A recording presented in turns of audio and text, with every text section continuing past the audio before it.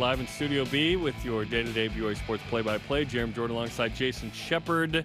We now welcome to the program a man who has more insight on the Big 12 spring meetings, as we have discussed throughout the program. His name is Guerin Emig, columnist for the Tulsa World newspaper. Guerin, welcome to the program.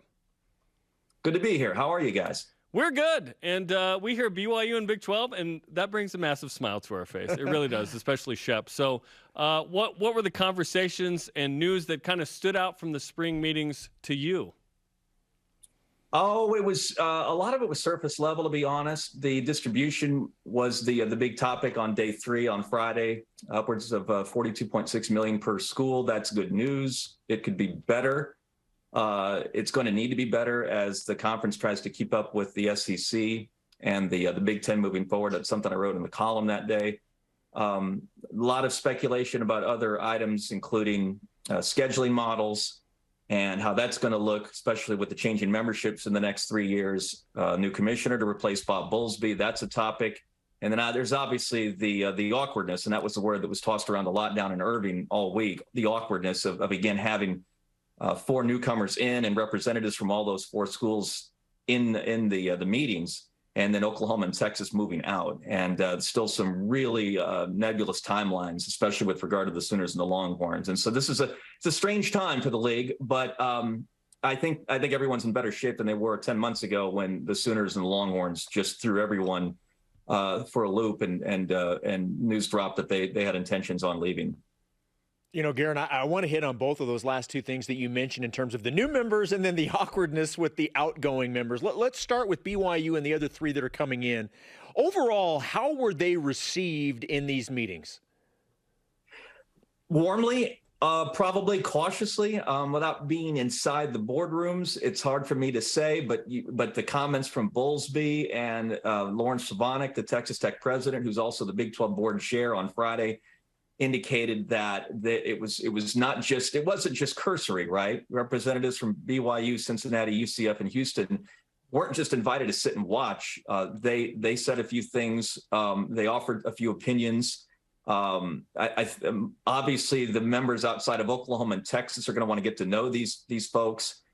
They're going to have just as big a vote in matters moving forward as the 8 holdovers who have more of a vested interest in the conversations of the conference and business as usual. And so, but it is, again, you know, it is an interesting time, and these will be, I think, easier meetings to pull off, not just when all 4 newcomers are officially in, but when Oklahoma and Texas are officially out. There's just no getting around that. So are the Sooners and Longhorns engaged in what's going on, or are they just there so they don't get fined? Again, probably depends on who you ask. But no, I think that, I mean, they're voting members still, right? I mean,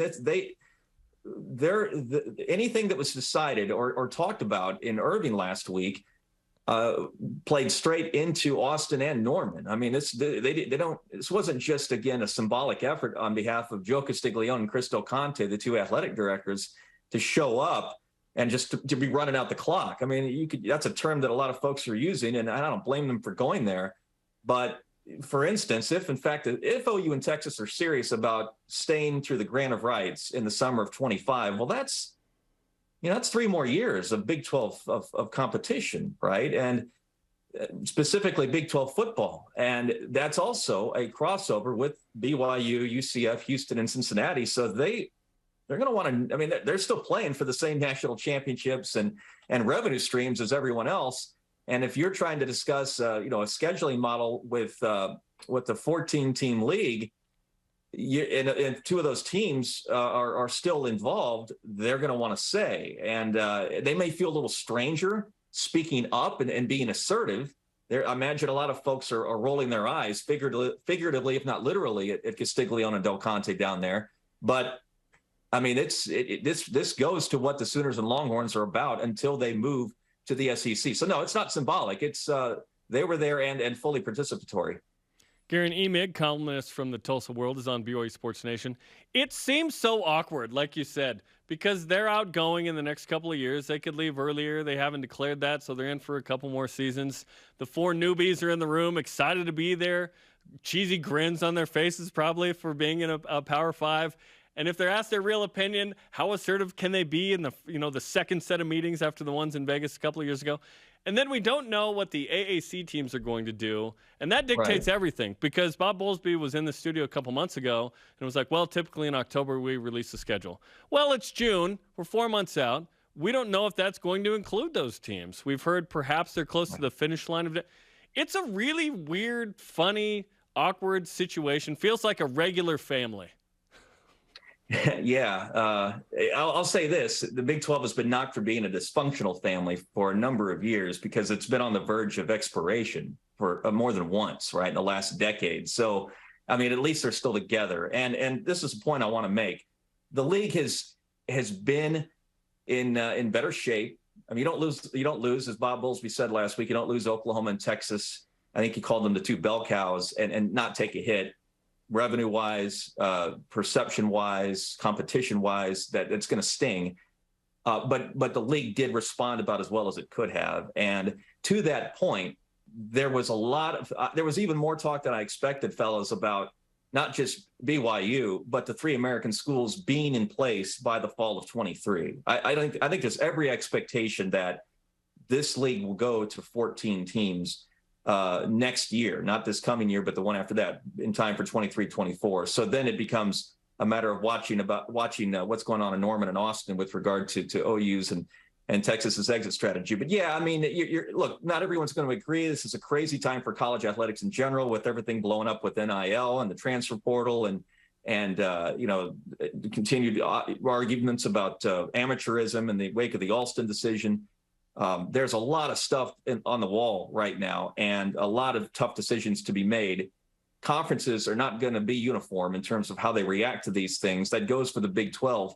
But again, arriving back to the point, at least there is still a Big 12. And if they're not going to be as powerful and certainly not as rich as the SEC and the Big 10 moving forward with this membership, I think they've at least, again, solidified themselves and given themselves a shot to do some things moving forward, pending the new commissioner, pending the new media rights deal, and of course, pending the competitive value that the four newcomers bring into the league. And you bring up a great point in that when Texas and Oklahoma leave, you take a knock in several ways, right? You're playing for number 3, and I think that'd be okay as long as the Big 12 can sort of create this space where it's perceived competitively, financially, and so on, better than the ACC. The Pac-12 feels like it's kind of a little bit behind that, right? Number 3 would be a good spot here. Obviously, the SEC and the Big 10 are the top 2 and probably will be for the foreseeable future with those brands and those traditions and those TV contracts. But number 3 wouldn't be that bad. What's your opinion on that? It wouldn't be right now. And to Bowlesby's point on Friday, when I asked specifically about the SEC and the Big 10, the gap isn't, the chasm isn't as big right now. But when you consider the new media rights contracts that are coming up, the Big Ten's is in the process, I assume, of renegotiating. They're going to have theirs in the next year or two. The SEC already has a deal in place with ESPN that's just going to be off the charts, starting, I think, in 24. OU and Texas will only add to that in 25, assuming that's when they come aboard. And that then becomes the concern. It's not so much positioning yourself ahead of the ACC and the Pac-12. I think the Big 12 can do that even without Oklahoma and Texas, right? And that's even with the Pac-12 holding on to USC and the ACC holding on to Clemson. The danger is getting lapped essentially by the SEC and the Big 10. Competitively, and this is two different things. Competitively, you can even keep up, I think, to a degree. With the SEC and the Big 10. Certainly in sports outside of football, that's happening right now. But if this is all about, and this becomes more important as college athletics gets more, the lines blur in terms of amateurism and NIL money and revenue streams and media deals getting richer and richer, as the revenue streams only increase into the SEC and the Big 10, it's inherent on the other 3 leagues to not make this a power 2. Right. And that's going to be the concern for whoever takes over for Bowlesby in the commissionership and for the presidents and chancellors and athletic directors at these schools. How are we going to keep this from being a power 2 where it's essentially scraps that are left over after the SEC and the Big 10 eat? You know, Guerin, you mentioned all of the many decisions that still have to be made. You just touched on, the fact that you're going to need a new commissioner, which you would think would probably be announced sooner rather than later. But I think we spent so much time on this show, and it's been fun to talk about what the divisions may look like. Well, now we don't even know if there are going to be divisions. Right. What came out in terms of that news over the weekend? And ultimately, where do you think this conference falls in terms of, do you go divisions or do you not? Nothing concrete with regard to divisions. I think there's a lot more attention on conferences like the SEC in terms of format and scheduling models and things like that. I think that's something that's going to develop again when the league has a real firm idea of the three American schools in terms of their entrance. If that gets closer and closer to 2023, then we get closer and closer to real talk about a scheduling model in a 14-team league and then a 12-team league when Oklahoma and Texas depart. I don't think they're going to have divisions, and I say that because it's not just a trend everywhere else. PAC's already dropped it. The SEC is in the process of dropping it, but the Big 12 has lived comfortably with the idea of not having divisions since becoming a 10-team conference. It's worked out well, as was pointed out last week in Irving. They matched the two best teams in the conference. They don't worry about division champions in their title game in December. And it's done is it's helped vault Oklahoma, the Big 12 rep, into the college football playoff repeatedly. Why would you go away from that if there's if the NCAA has relaxed the guidelines and the divisional format requirements with regard to staging a championship game and then moving forward toward a college football playoff? So no one's saying anything officially, but to read the tea leaves is to tell me that whenever BYU and the three American schools come aboard, we're going to look at a divisionless Big 12. It's been done and worked out, and now that the guide rails have been removed by the NCAA, there's no reason this can't work out even with the bigger membership going forward. And frankly, that makes sense. And frankly, that was disappointing because we've been thinking about what those divisions could look like as we get excited for BYU to be in the Big 12, but all good.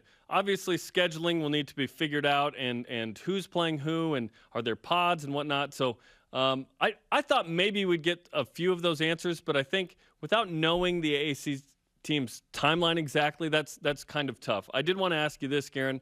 How quickly do you feel like BYU can get into the league and compete in the, top four perhaps at some point in football?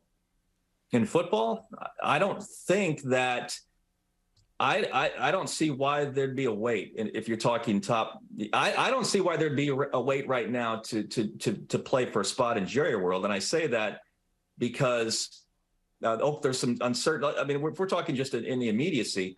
There's some uncertainty at Oklahoma. I mean, if you're talking about competing in the league, you got to start with the Sooners because of their dominance of the conference last year notwithstanding, right? But they're going through transition with Lincoln Riley having taken the USC job and Brent Venables, who's never been a head coach before, coming in. I think Venables is going to be fine. He knows Oklahoma well, clearly. He's going to repair some holes in the defense. I think that's also pretty clear given his track record, not just at OU back in the day, but at Clemson. But I don't think anyone knows exactly how this is going to work because we've not seen Venables be a head coach. We've not seen Jeff Lebby be the Sooners offensive coordinator. We've not seen Dylan Gabriel throw a pass for Oklahoma as good as he looked at times at UCF. I mean, if you're entering a league that just had a football championship game featuring Oklahoma State and Baylor, and this is with OU and Texas still in the league, then there is no reason that BYU should come in thinking this might take a little getting used to. No, I think they compete right away. Top four at the least. I think the door is open for them to come in and have an impact almost immediately in terms of football. Guerin, we're going to send you some BYU Sports Nation swag immediately with those that last take. Yeah, get ready to feel the love of BYU Sports Nation after that take. I think that's going to be music to a lot of fans' ears. Very cool. I'll take a McMahon throwback, a Bosco throwback. I like that. Yeah, good references. That's awesome. Well, Guerin, we appreciate the time. People can check out your columns in the Tulsa World, and thanks for dropping some knowledge here. Absolutely. Good getting a chance to visit with you guys. Have a good week. Thank you.